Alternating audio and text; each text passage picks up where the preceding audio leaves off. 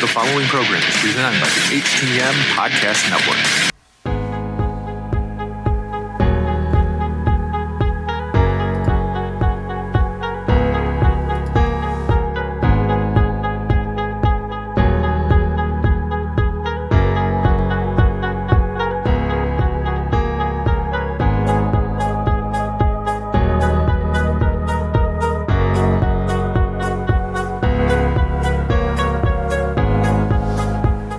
Welcome to another episode of Turnbuckle Talk in partnership with thechairshot.com, presented by the Hitting the Marks Podcast Network and in association with IndiePW.com. Turnbuckle Talk is sponsored by collarandelbowbrand.com, where you get 10% off when using promo code JKPodcast. Turnbuckle Talk is also partnered with Phoenix at FNXFit.com, where you get 15% off all your health supplements simply by using promo code TBTalkPod. Follow the show on Facebook, Instagram, and Twitter by searching at TBTalkPod. Listen on Podbean, iTunes, Google Podcasts, Spotify, and everywhere you catch your favorite programs. And now, pro wrestling fanatics, are you ready? Here are your hosts, Big Joe and Carl Carafel. All right, guys, Mighty Joe Morin here on Turnbuckle Talk, episode 193. Due to some technical difficulties before we get on here, we are without Carl Carafel this week, but thankfully I had a third person lined up, Mr. Ryan K Boman from Sportskeeda. How are you doing today, sir? Hey, man, how's it going? It's going. It's been a pretty busy kind of past week for me. For those who pay attention to my personal Facebook, I did a little technology podcast with Mr. Stevie Richards, talked about some new Apple products. Had some fun doing that episode, and you might be seeing more of that coming soon, hopefully. But we are here to talk some professional wrestling today. And some interesting stuff going on in the professional wrestling business here, Ryan. And I'm going to pull up the graphic here because it all kind of started with this one person, and it seems like it's things have really taken off here. And we are talking about Mrs. Zelina Vega, and a really interesting thing happened. She basically posted on social media that she supported unionization, which is a topic that we've discussed at length on this podcast, but I think we're really going to kind of delve into it this week. And I would say within 15 minutes of that post being put up, she was let go by the company. Now, the post was done kind of in a positive way. They said that, they wish her well in her future endeavors. Some people are saying that this isn't connected at all, but I mean, the timing is really, really suspicious, right? What's your general take on this right off the hop before we get into the details? Well, I think the term unionization is a hot button topic in pro wrestling right now. It is. And I think that any performer, especially somebody that works for WWE, is subject to getting a little bit of heat if they bring up the topic. But the truth is, unionization is going to happen in pro wrestling. Whether anybody believes that or not, it's going to happen. What's interesting, just outside of professional wrestling, when you get into workplaces that are non-unionized, a lot of times, I mean, even if the word is uttered, the hammer can kind of come down, and that feels like that's kind of what is happening here. And she's kind of the victim, and unfortunately, it looks like her husband, Mr. Aleister Black, may be kind of caught in the backlash as well, which is kind of unfortunate here too. Well, I mean, there's a lot of pro wrestlers in the past that have had agents, like someone as prominent as like Barry Bloom has always been out there, that he's negotiated big contracts for pro wrestlers. But there's never been a widespread cause, I guess, for lack of a better term, where pro wrestlers all decided they were going to unionize together. And I think we're moving more towards that point now. I mean, I don't know, Joe, what do you think? I think that a lot of the younger people in the wrestling business who, I don't know how to say this, they're not the biggest stars on the card. Yep. They've now decided that, no, we're not going to take this anymore. We're not going to, it's kind of like, the Twisted Sister song. We're not going to take it anymore. And I think that, they have finally gotten to the point that they've said, maybe we should all gather together and unionize. And I think that's eventually where the business is going to happen. I think it kind of has to. I mean, even just recently, slightly unrelated, but I mean, could potentially be. I mean, Chelsea Green, injured on the main roster, and I mean, it doesn't look like it'll be a career-threatening injury, but I mean, if it were something to be, well, kind of along those lines, potentially, her livelihood is at risk, and nothing to fall back onto. Well, I mean, she may have kind of a side gig going on. I don't really know. But I mean, it's professional wrestling is one of these businesses where, I mean, as long as you're working and everything is good, things are good. But then if the bottom falls out, then you better have yourself a contingency plan. Otherwise, you're kind of effed, for lack of a better term. Well, and I think the other side of it is that, healthcare is the biggest concern. That's the big one. People in the wrestling business, where if you do break your neck at some point and you can never wrestle again, you should be able to have some sort of healthcare plan. Mm-hmm. And that's, I think that's something that anybody that works that hard, that gets to that level, should have that. They should have that right. It's not a privilege. It's a right, in my opinion. For me, the idea of the wrestling unionization, the only kind of hitch or problem that I could kind of see here is figuring out. I think there would have to be some kind of tiered kind of system, because I mean, obviously, not all of these wrestling companies, and they're not all on the same level. And I think that's the only kind of hitch here. Is we're going to have to figure out how we're going to go about this. It's not like everybody's going to be able to get paid the same. So these companies just can't dish it out. So I think that's something that would have to get worked out. I mean, because we're not going to be able to be on an even playing ground whatsoever. But I mean, just a kind of like a basic, your basic rights. But then, I mean, just depending on where you're at, it's going to be a little tough to implement. And I mean, I really want to see it happen, because I think that they do deserve, or they've earned this right to to be able to protect themselves. But just it's a touchy issue in the business, I know. But it's frankly, it's time, because I mean, there's some of these talents that are getting. I'm not saying that that's the case here, but I mean, some are not being used properly, or they get mistreated, and then that's just one of the issues that we're dealing with here.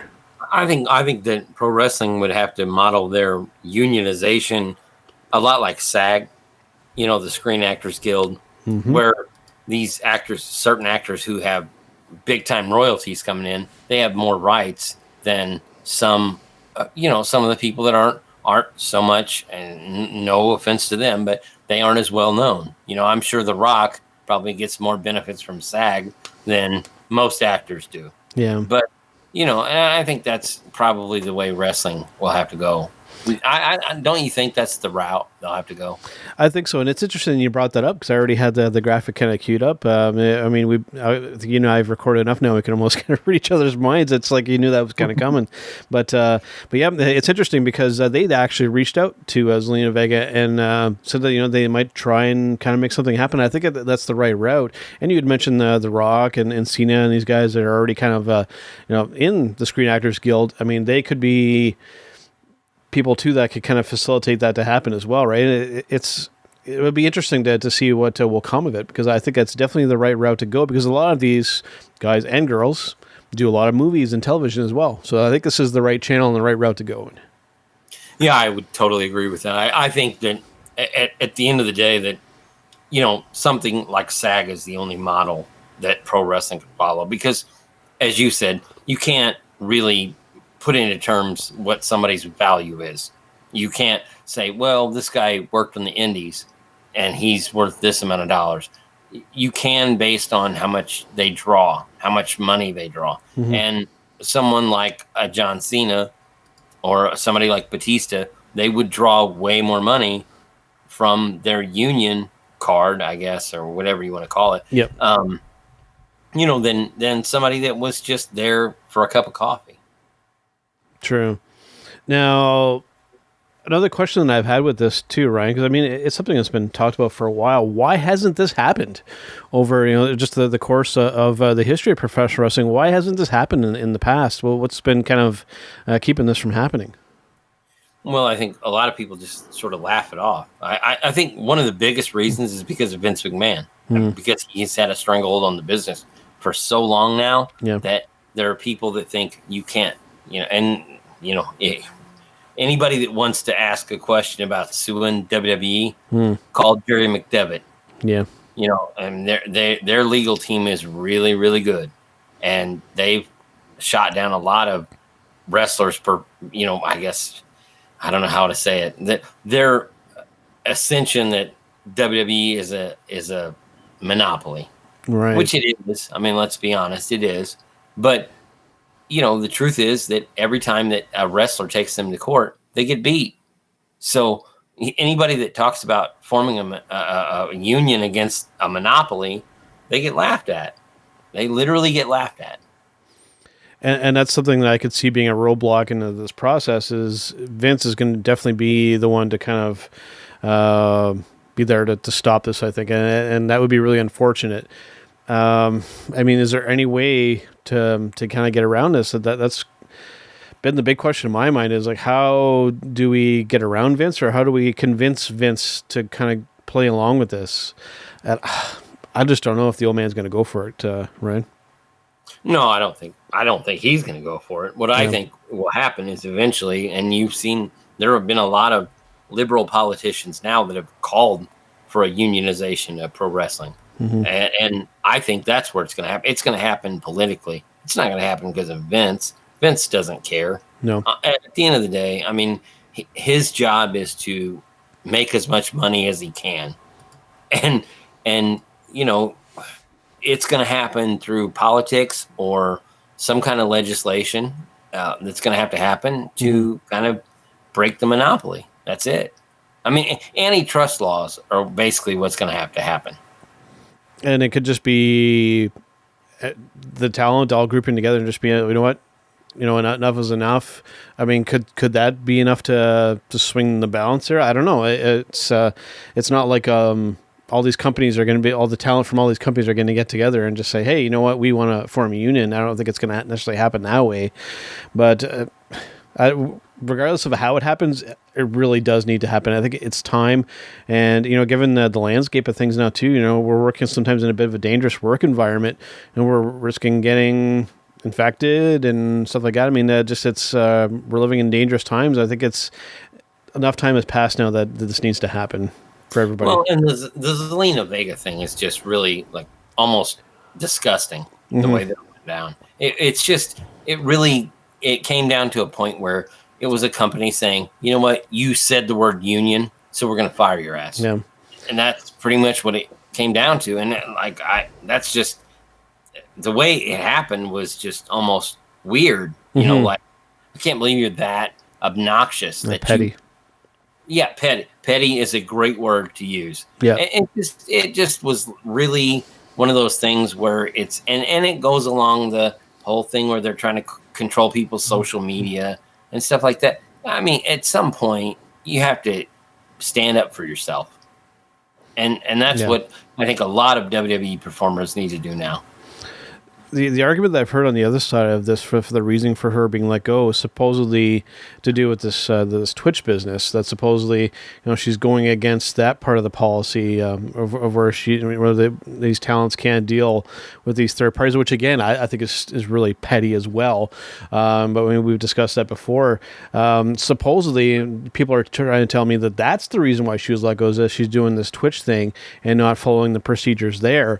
But I mean, Ryan, just the timing is just incredible. I mean, she said the word unionization, and then within half an hour less, that statement was put out on the WWE side. I mean, that's awfully suspicious. If it's for the other reason, I mean, then they should have. It's ugly. I mean, it makes them look bad once again. It makes them look bad. Well, and again, why would they be?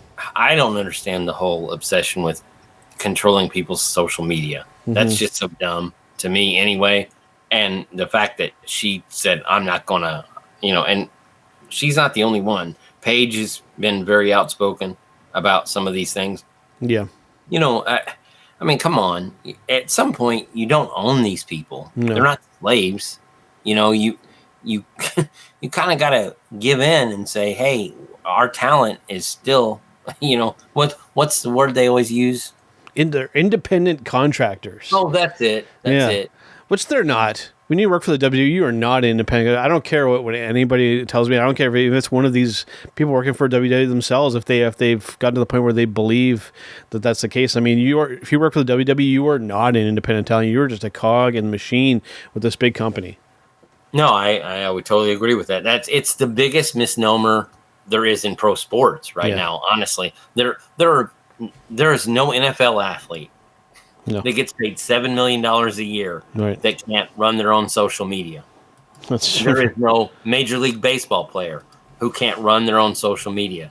But if you sign with WWE, they control you. They own you. Yep. Are you kidding me? Yep. That's stupid. That's just dumb. And just considering, that they have to pay for a good portion of what they're doing by themselves. I mean, it doesn't compute. There's something funky going on there. I mean, this has been going on for years. This isn't something new. And it goes back to and I keep going back to the NFL example. If an NFL player gets hurt on the field, guess who takes care of him? The team doctor. Yep. And if he needs, a shot in the arm or he needs a shot in the ass, whatever, the team doctor gives it to him. Mm-hmm. In WWE, you're kind of on your own. And that's the truth. I mean, all the traveling, all the expenses that go along with it, all the times you have to spend in a weight room, they don't pay for that. No. And, that's why unionization is something that should happen in pro wrestling, especially at the highest level. I'm not saying that every indie company should have to pay union dues or whatever, but people like WWE and AEW, they should. They definitely should. Well, I would definitely agree. Going along these same lines here, Ryan, we're looking at the end of live shows. I think this has been kind of talked about for a little while now, but these house shows are going to come to an end. And, I mean, clearly, I think on the WWE side of things, given the places where they do these shows, I think it's the smart move for the time being. But, I mean, they're talking like they're never going to come back at all. And I think making that statement is maybe kind of overplaying a little bit.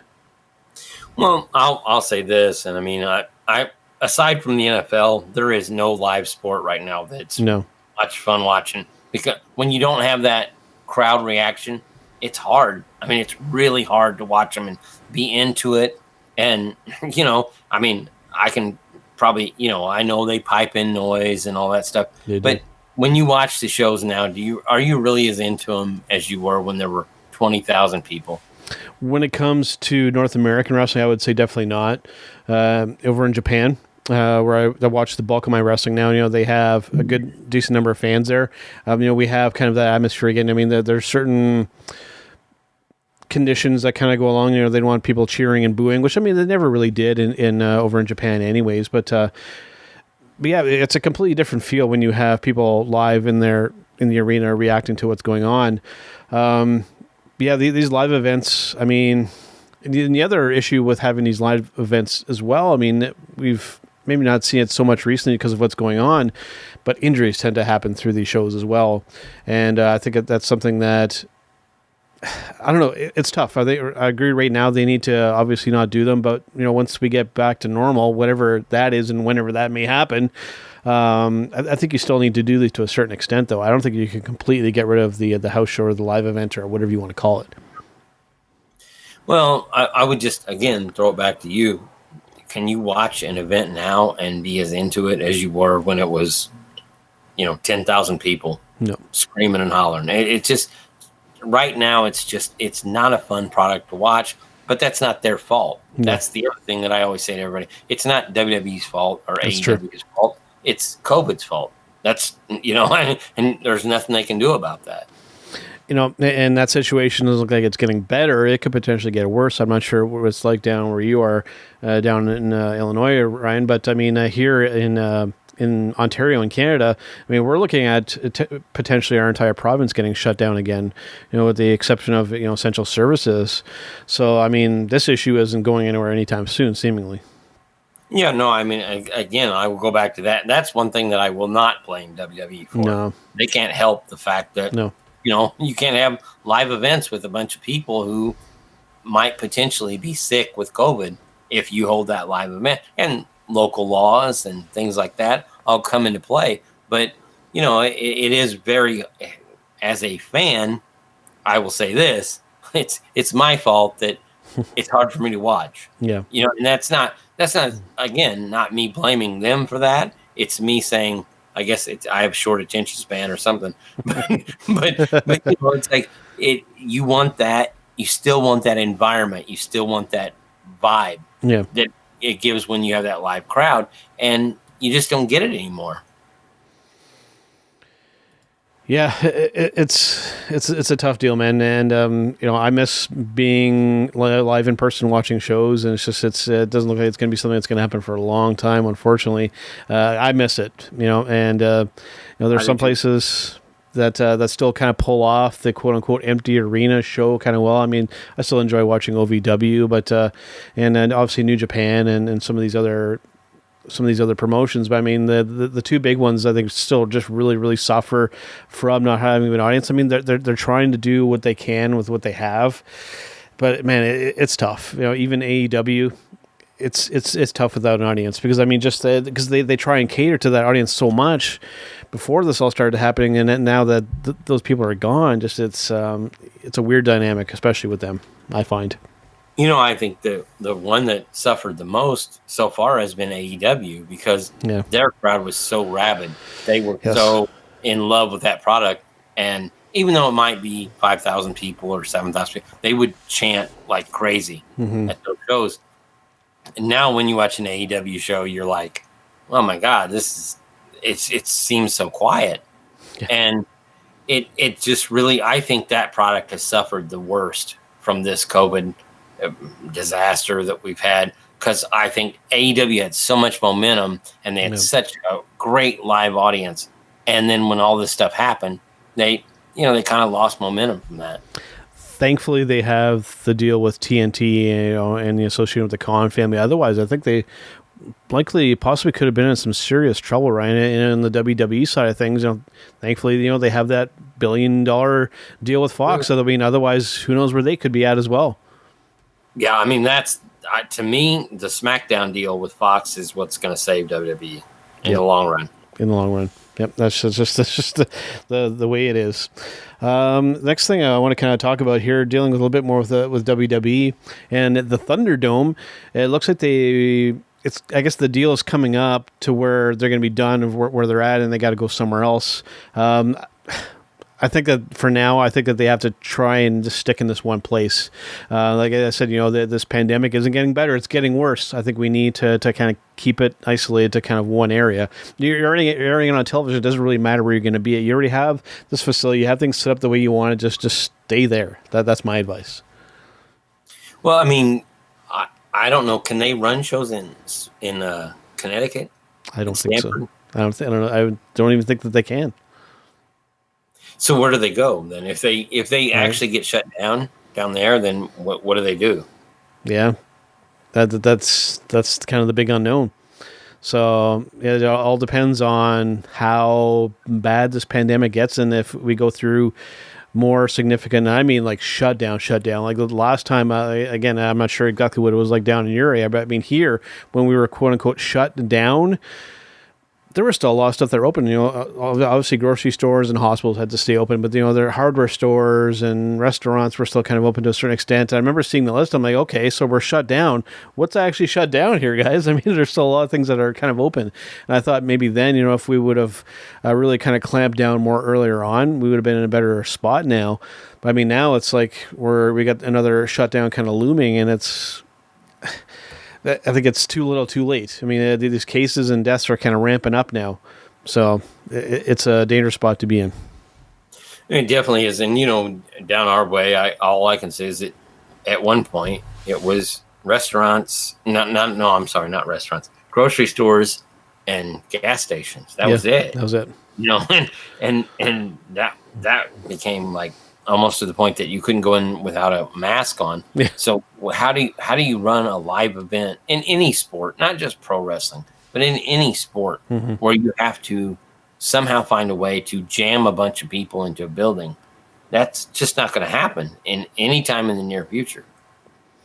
Yeah, I mean, even here, I remember on our previous shutdown, I'm not saying initially this other one's going to happen. Otherwise, I mean, it does kind of look like we're going in that direction. But I mean, they even kept liquor stores open, and I'm like, okay, that's not really an essential service. I know some people might consider it essential having that, but I mean, just I think this time, But the I think that's cigarettes, dude. Yes, that too. But I mean, this time I think if we were to clamp down even worse than we did the first time, even just outside professional wrestling here, Ryan. I mean, these lower to mid businesses just aren't going to survive another shutdown like this, Ryan. It's going to be devastating if that happens.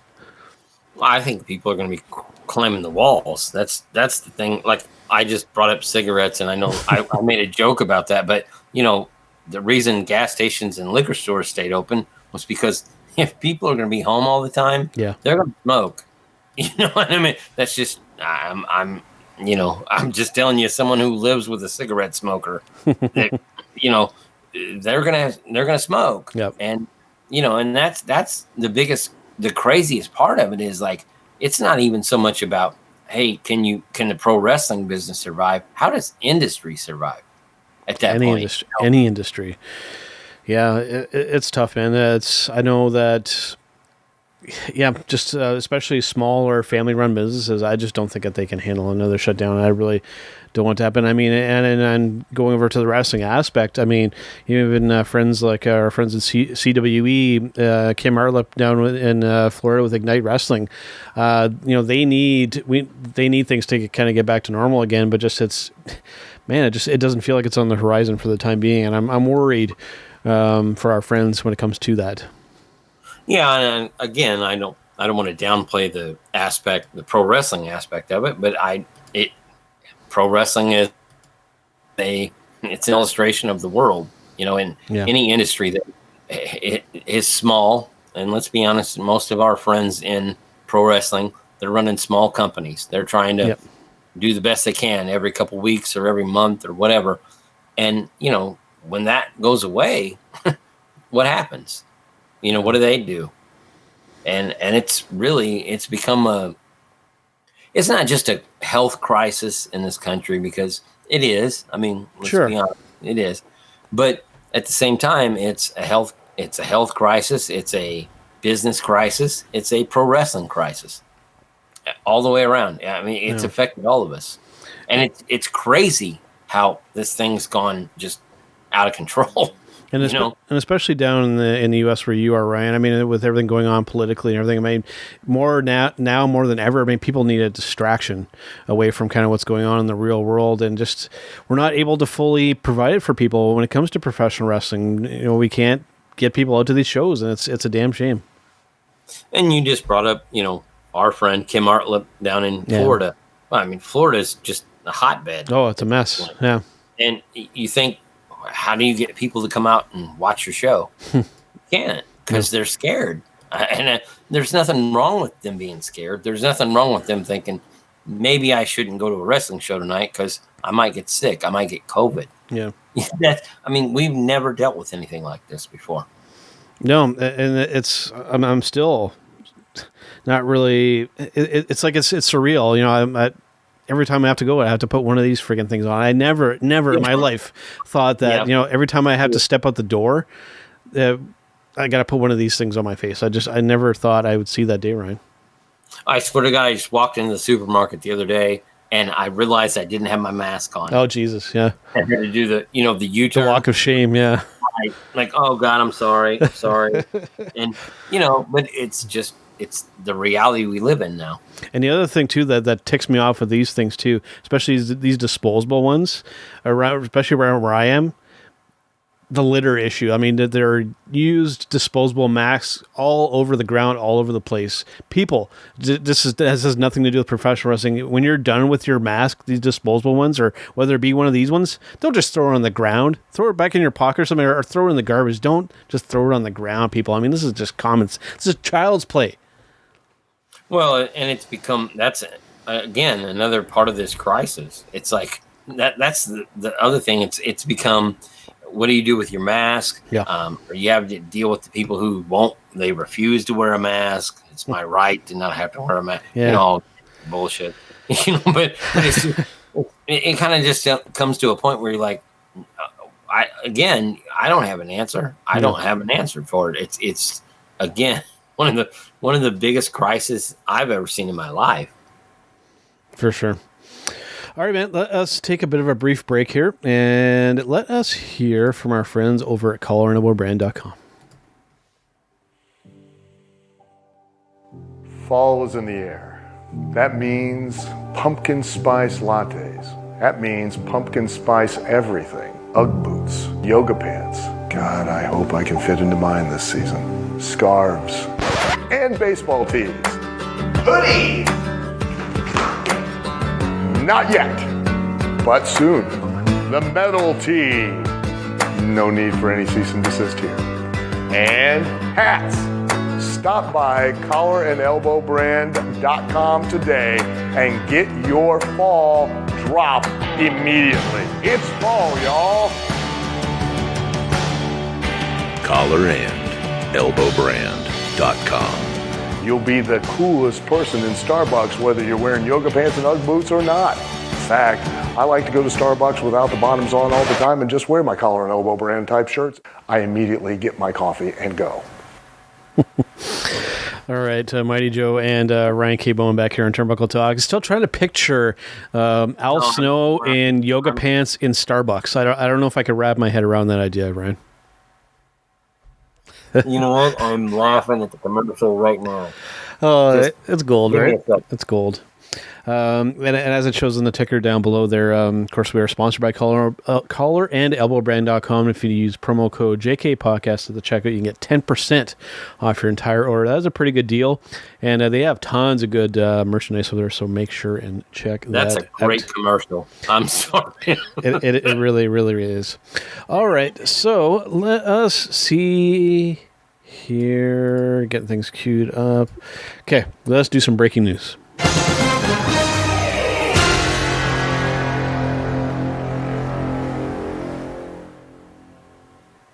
All right, let's see if we actually have any breaking news. And I guess probably one of the main ones that I kind of want to bring up here is it appears as though, this is WWE related, by the way, that Mr. Seth Rollins may be stepping away from television for a little while. I mean, obviously this has something probably to do with Becky being pregnant, I would assume. Yeah, I would think so. I mean, your kid's getting ready to be born, so Yep. you probably want to go home and raise the kid. Yeah, for sure, right? So, yeah, but it's the kind of thing where I think it's always interesting to see how fans react to this kind of thing, and they're like, "Oh, good that he's gone." It's like, I get you may or may not like the character, but I mean, the guy's still a human being after all. I mean, his wife, girlfriend, significant other, whatever you want to call her, is pregnant. They're gonna have a child. You know, the guy needs some time off. Just let him be a person. Come on, people. Like, you know. Oh, I don't have any problems with Seth as a person. I mean, I don't, have any ill will towards him. But would you agree that his character has sort of staled over the last year or so? Like at one time, he was the hottest babyface. Yeah. Raw, and then for some reason, and I don't know why, it just seemed like out of the blue, he just sort of went bad. It was an odd turn. It was an odd turn. And bad as in being a heel. I mean, bad like all of a sudden people just didn't like seeing him anymore on television. Yeah, and it's almost like we see him a little too much. But this Monday Night Messiah character, I think, had some kind of potential. But it doesn't feel like they get something that's a good idea, but they don't quite go far enough with it. They don't go quite over the top. Like they get to a point where they want to push, but then they just hold back right when you're on the cusp of something cool, because they don't want to push too far. Because again, when we go to these shows, I'm somewhat kind of paraphrasing something that Bubba Ray Dudley actually said recently on a Busted Open radio show, that people don't come to see the stars of their personalities, where they come to see the WWE. It's all about the brand now. And so with these kind of characters, they can't really push them up that high, just in case if something bad happens, then they can ditch the idea and just move on to the next thing. And that's in itself is kind of a greater issue going on, especially inside that company. Well, I'd agree with that too. And, Seth Rollins, Roman Reigns, anybody that you've seen in that company, it's like they get to a certain point and then the company, the powers that be, so to speak, decide this person, they're getting to be too big of a star. So we're going to kind of hit them a little bit. We're going to take the legs out from them a little bit. And I think that happened with Rollins. I think that happened with Roman Reigns several times. I think it happened with Roman Reigns. Yeah. And, unfortunately, as you said, it becomes now, it's more about people coming out to see the WWE not Seth Rollins or not Roman Reigns or not whoever's supposed to be their next big star. They don't want that star to be bigger than the WWE star. That's right. I mean, since Hogan and Cena and these guys, I mean, just we discussed this on a previous episode, there just hasn't really been a big megastar to kind of come along, simply for the fact that they just, frankly, as a company, can't. Because they do so much that if this person gets injured, then what do? You got to start right from scratch again. So I understand. Also, and I didn't mean to cut you off. No, it's fine. No, I think it's also the other part of it is we don't want somebody to become so valuable that we have to pay them a lot of money. Yeah, for sure. That happened with Austin. That happened with Rock. That happened with a lot of guys. Hogan. You name it. All their big stars they had value to go somewhere else. So when that guy gets to be so big, well, then he's bigger than WWE. Sure. They don't want anybody to be bigger than WWE. Well, speaking of valuable, or in this person's particular case, maybe not so valuable, I want to take a second to talk about our favorite female wrestler, Miss Nia Jax. She is injuring people again here, Ryan. This is becoming a problem, and it has been a problem for a while, but what do you do with this woman? What do you do with her? I don't know. She's got a great look. She's big. She's strong. She's got a great pedigree. The problem is that she doesn't seem to be a very good worker. No, that's her biggest issue. Is like you can't put her out there with anybody in wrestling. You cannot put them in the ring with someone if you think they're going to hurt them. Yeah, and that's the biggest problem with Nia. She's beautiful. She's talented. She's like I said, she's got a great look. She's strong, but at the same time, I can't put you out in the ring if I think you're going to hurt the person I put you in the ring with. And the most recent one here is Mandy Rose. And then they were really, really high on her, and then now she's hurt. That's the problem, right? I just don't know. I mean, we've kind of jokingly kind of poked fun at this Nia Jax situation. Oh, she's hurting people. We call her Nia Snacks, and I mean that kind of stuff.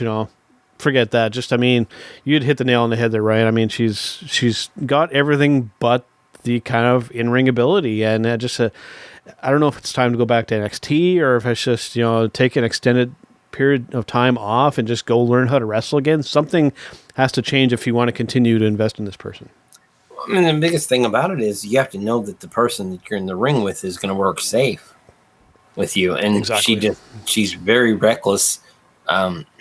In a lot of ways, and I think a lot of it has to do with the fact that she's so strong and she's so much bigger than a lot of the other girls that when she throws a move, she doesn't realize that she could potentially be hurting them.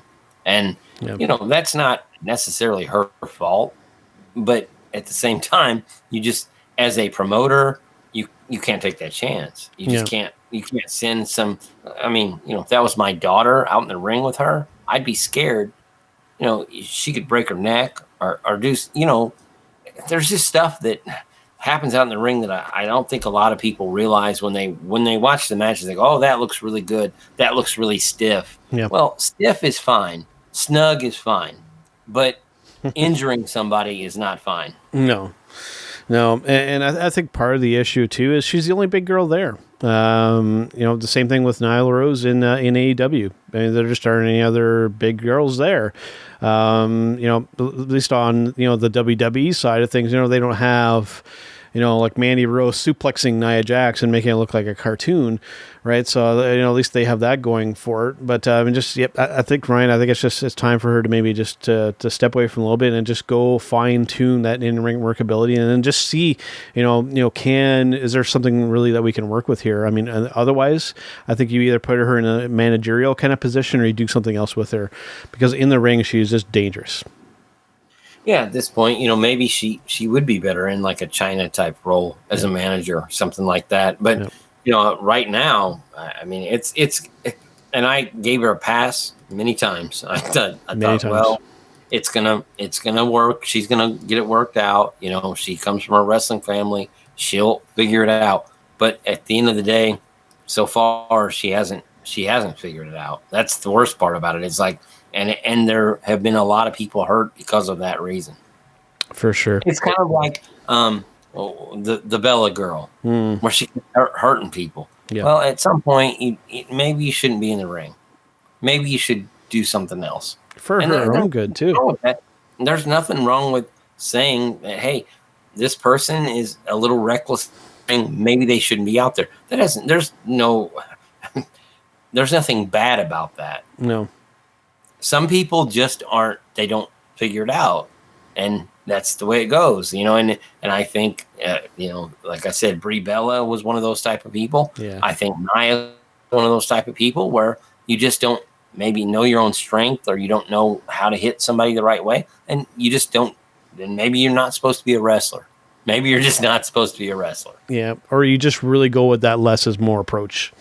That's your really your other option. Otherwise, you can't just have somebody out there hurting everybody every single week. You just can't. No, I mean, there's a lot of big, strong people that weren't made to be wrestlers. No, there's nothing wrong with that. Again, it's not. There's no shame in it. No. It's just that hey, you probably shouldn't be throwing people around because you don't know how to do it. Absolutely. All right, let us move on to our match of the week segment.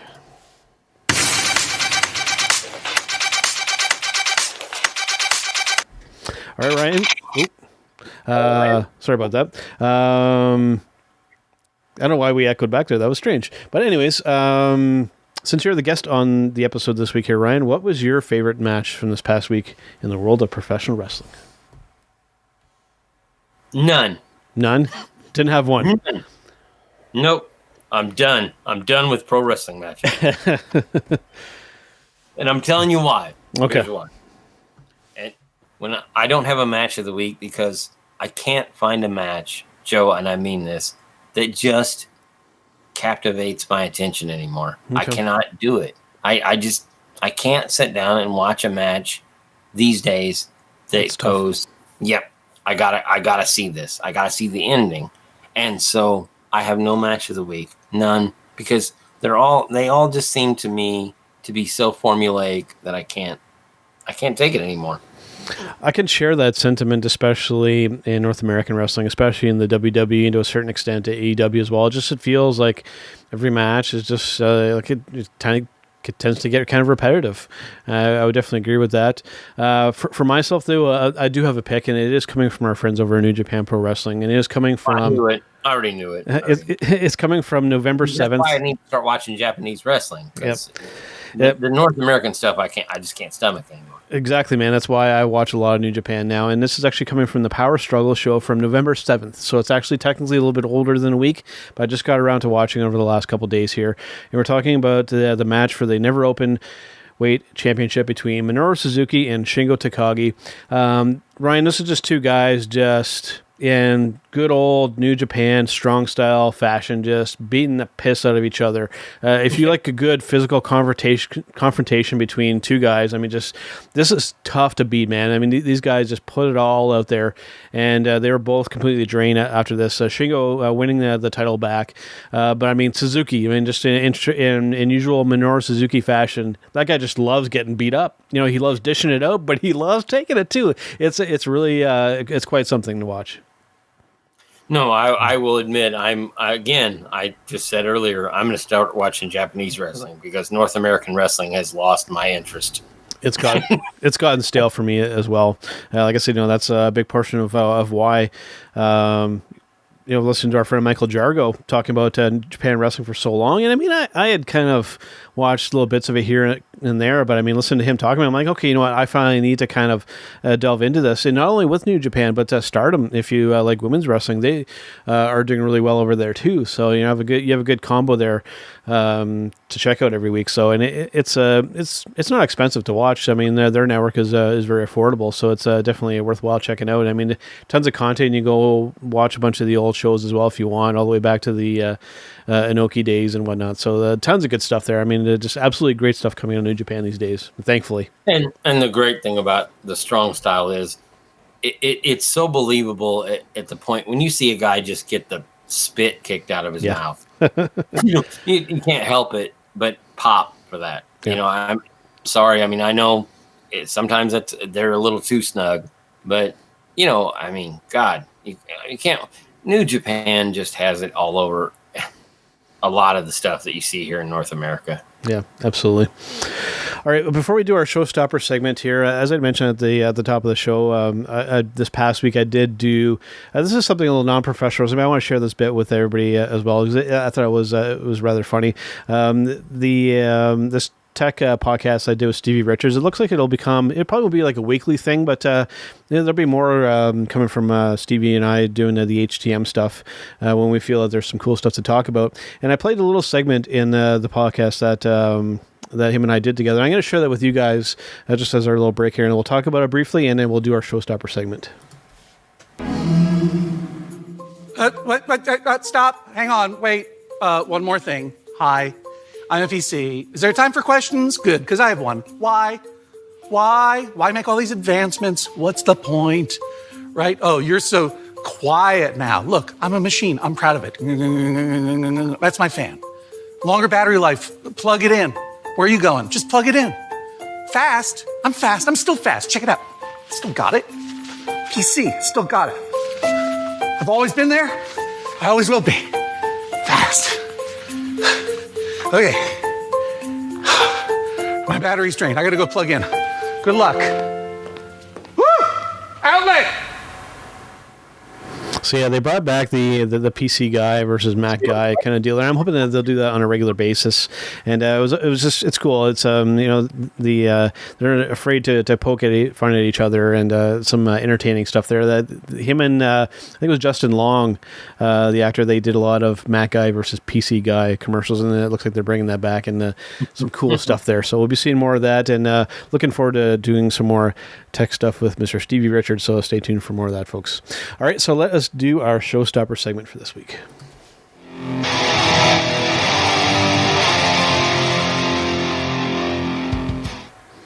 All right, so for our Showstopper segment this week, I thought we would kind of come full circle talking about the unionization, and if there's a way to get around not doing the unionization in the long term. I'm going to start with you, Ryan. Do you think that this is possible, that we can just kind of continue on the way that we're going without a union? Yeah, I do. The agents. Yeah, you need more people like Barry Bloom, who have represented big time stars like Bill Goldberg and Kevin Nash. And if you have agents, then possibly. But otherwise, I would say, excuse me, I'm sorry. I would say that the only way that the middle card people, the smaller stars, so to speak, can ever be represented the correct way would be through a union. I mean, and you just got done talking about someone like Stevie Richards a while ago. Stevie Richards is a guy that should never ever have to. He should have a way. He should have a retirement. He should have, if he gets sick, he should be able to. Never got a chance to be a big. I mean, like Stone Cold Steve Austin type star. The guys who are in the mid card, girls who are in the mid card, they deserve the same representation that anybody else deserves, and that's true. I mean, that's just how it is. I'm sorry. I mean, I can't. I hate when people call somebody a jobber. Well, if somebody was a jobber for 20 years, they put in their work for 20 years, and they deserve to have medical benefits. They deserve to be represented by a union if they feel like they've been done wrong. And, I don't know if that's through agents or through a union or whatever, but whatever it is, anybody that paid their dues in the wrestling business, they deserve to be represented. We had discussed that just briefly on the term jobber. We've discussed that on this program. I think we even did as a Showstopper segment at one point. What people need to understand with this situation, with that term, as I think it's been kind of vilified, or it's been made to be something really negative throughout the years. What people need to understand, this is definitely peeling the curtain back a little bit here, but the term jobber, that role plays a critical it's a critical role inside professional wrestling, especially when it comes to putting over or to really kind of showcase like an up-and-coming talent or somebody of a really large stature, really want to present them as this larger-than-life kind of person. So you need to have somebody kind of essentially go out there and kind of get dominated or get destroyed or get squashed or whatever term you want to use. That role is very, very critical. And you make just as, sometimes you can be just as successful, make just as much money going out there. I mean, I talked to Bushwhacker Luke. He went out there, I forget what Royal Rumble it is. He literally walked in, did this thing, got thrown out, walked back out, paid just as much as if he would have been there for 2 hours, right? So get in, he told me, get in, get thrown out, get paid. I was going to ask you, how much money do you think Barry Horowitz made in his life? I think he probably did all right for himself. I'm sure he did better than we did. Yeah, and he went out almost every night and lost. But you know what? That was his job. That's what he did. Yeah, and it's nothing to be ashamed of. And again, not everybody can get to that top level. You can't have everybody kind of be a big super mega star. You just can't, because then it devalues that whole thing. You need to have like a hierarchy. Or you need to have, okay, we have our people up here, and then we have our mid, and then we have our lower. Just not everybody can be at the top. It can't work that way. Not in professional wrestling, not in regular sports, just in workplaces. It can't be that way. You can't have everybody at the top. You just can't. Well, and going back to what we talked about just when you brought up the Showstopper segment, but guys like Barry Horowitz, they deserve the same protection through a union that the top stars do. Yeah. If he needs neck surgery, he should be able to have neck surgery. I mean, and that's the thing that I think a lot of people, I don't know if they get selfish about it or I have no idea, but a guy like that is just as important, as you said, as the top guys are. So they should have the same benefits. Yep. I think if we can't go the union route, I think what then would kind of need to happen, and again, this would be very difficult to try and to pull off, excuse me, is I think you just have to get like representatives. Like you need to have some kind of convention or some kind of summit meeting or whatever. We have representatives from every aspect of the industry and every company to just kind of sit down and be like, okay, guys, this is our kind of our basic framework of how we're going to kind of do things. Having an agreed upon kind of process of way that you're going to handle talent, or whether you're going to how you're going to handle travel and this kind of stuff, and just come with like a basic framework that everybody can kind of adhere to. Again, very difficult to pull off, but I think, if we're going to have a sustainable business going forward for the years to come, I think we need to come to some kind of agreement that everybody follows. Yeah, I say that 100%. But unfortunately, what happens is you can't get anyone to agree on that one thing. Exactly, right.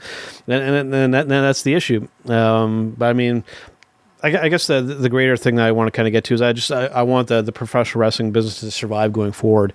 Right now, it's making it very, very difficult. There will be some businesses that don't survive, but I just want professional wrestling to still be around there for the next generation, because right now, I mean, there's got to be some people, just if we were to put ourselves in the shoes of people watching this stuff for the first time and seeing that this is not how it was before.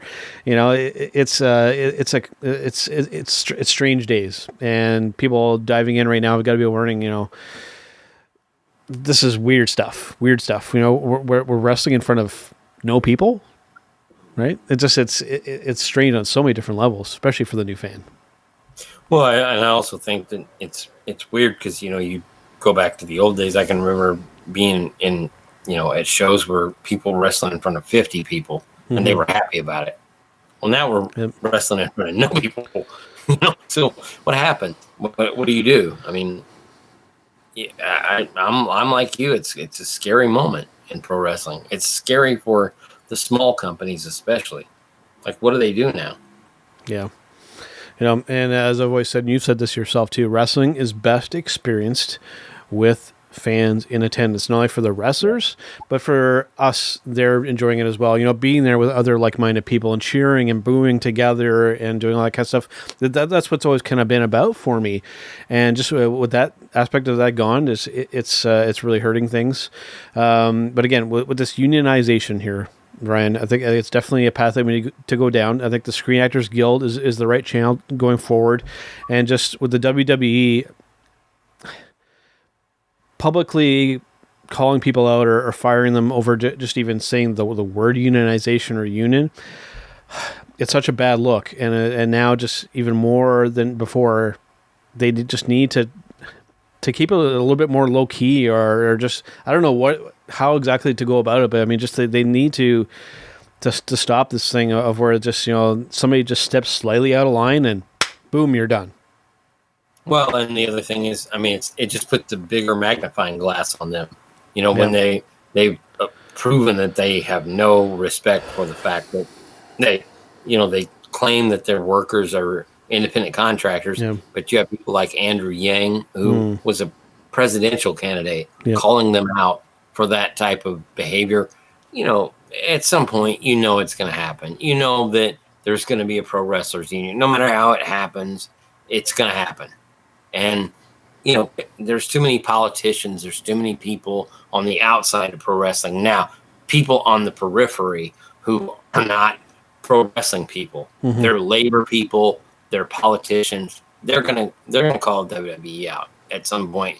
And these kids that are now getting fired for just saying the word union, they're going to form a union.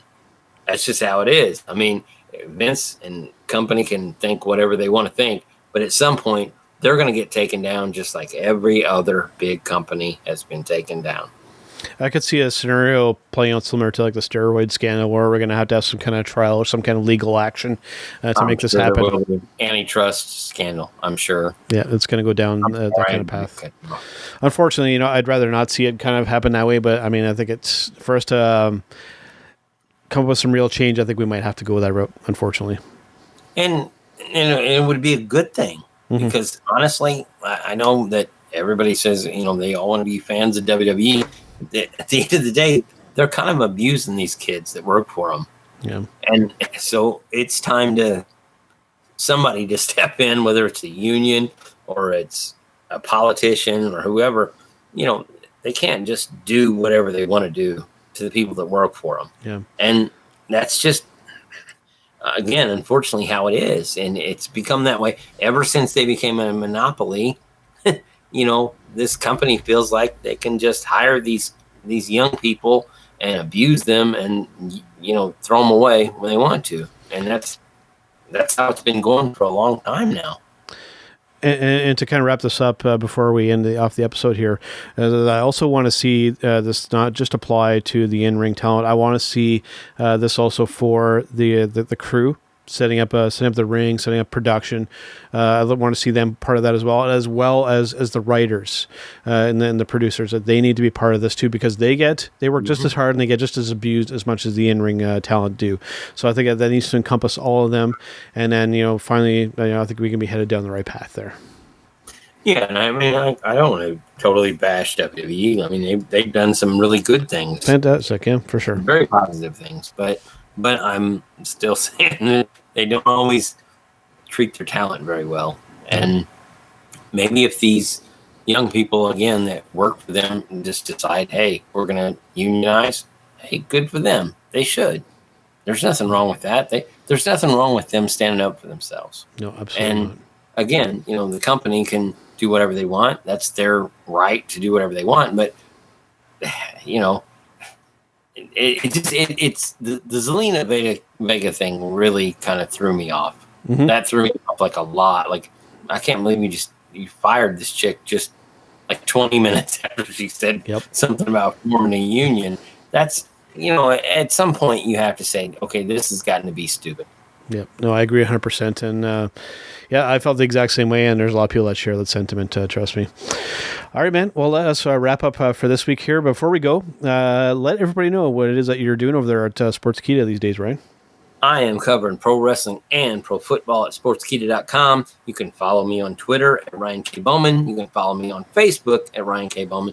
Follow me on Facebook because it's a party. It's a really good party. Absolutely. And of course, they can find you over on the HTM podcast, the 2-minute drill. I've really kind of grown to love that segment, by the way. And you can follow me here on Turnbuckle Talk every now and then. Yes, absolutely. All right, so let us end off for this week, and we'll see you guys on the next one. It's me. It's an order to be the beat. As you can tell in the background, we are out celebrating. That is what we do here at hittingthemarks.com. And I invite everyone to continue to tune in to Turnbuckle Talk, but check out all of our other shows we have. You can find that all at hittingthemarks.com. Run.